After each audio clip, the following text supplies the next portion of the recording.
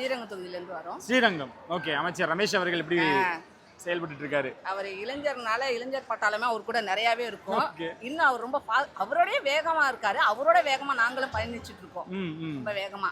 எங்களுக்கு அவர் வந்து எம்எல்ஏவா கிடையாது. விஜய் அண்ணா மாதிரி ரமேஷும் எங்களுக்கு ஒரு தம்பி அண்ணன் போல தான் பழகுகின்றார். அப்படிதான் பழகுறாரு. சரிம்மா. இன்னைக்கு முதல்வர் உங்க ஊருக்கு வந்திருக்காங்க. எப்படி இருந்தது ஸ்பீச் ஆனது?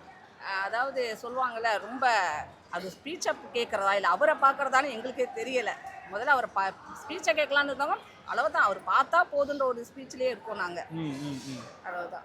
ஓகே. இன்றைக்கு நன்றி தெரிவிக்க வந்திருக்காரு. ஆனால் நன்றி தெரிவிக்க வரல, இந்த மாதிரிலாம் நிறைய விஷயங்கள் சொன்னாங்க. எப்படி அதுக்கான ஆட்சி அமைக்கிறதுக்குள்ளேயே ஒரு பாடுபடுத்திட்டாங்க. அதுல இருந்து அந்த மனுஷன் மீண்டு வரதுக்கே கொஞ்சம் காலவாசம் வேணாம். இடைத்தேர்தல் வருதுப்பா, அதுலயும் அவரு அப்பவும் எங்களுடைய தலைவர் தான். இங்க இடைத்தேர்தலில் யார் நிக்கிறாங்க, எங்கள் தலைவர் தான் நிக்கிறான்ற ஒரே சான்று மட்டும் தான் இங்க இருக்கு. சரி, ஒருவேளை அவர்கிட்ட பேசுற வாய்ப்பு, சொல்ற வாய்ப்பு கிடைச்சா என்னமா பேசு? ஒரே பேச்சு.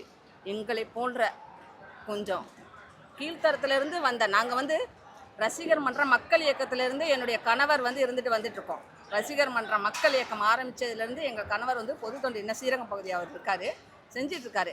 எங்களுக்கு வந்து ஒரு அங்கீகாரம் கிடைக்கிறதுனால எங்களால் செய்ய முடியல. இப்போ அந்த அங்கீகாரத்தை எங்கள் தலைவர் எங்களுக்கு கொடுத்துருக்காரு. எங்களுக்கு கீழே இருக்க மக்களுக்கு வாழ்வாதாரத்தை உயர்த்தி நல்லபடியாக செயல்படுத்தணும்.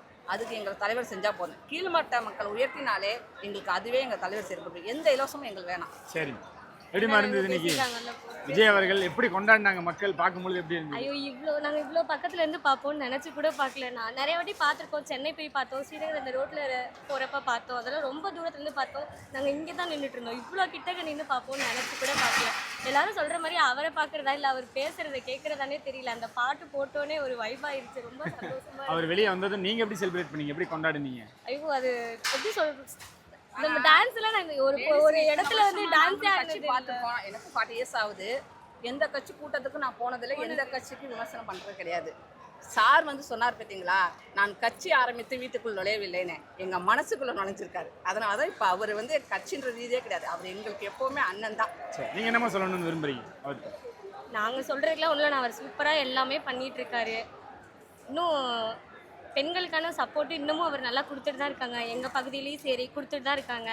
இன்ன வரைக்கும் என்ன எடுத்துக்கிட்டிங்கன்னா கூட ரோட்டில் போகிறப்ப கூட எனக்கு தெரிஞ்சவங்க என்னை பார்த்து பேசாமல் தான் போயிருக்காங்களே தவிர, இப்போ நான் டிவிகேல இருக்கேன்னு தெரிஞ்சும் என்கிட்ட வந்து நிறையா பேர் பேசுகிறாங்க. வாண்டடாகவே வந்து நிறையா பேர் பேசுகிறாங்க. ஸோ எனக்கு டிவிகேல இருக்கிறது உண்மையிலேயே ரொம்ப பெருமையான ஒரு விஷயம்.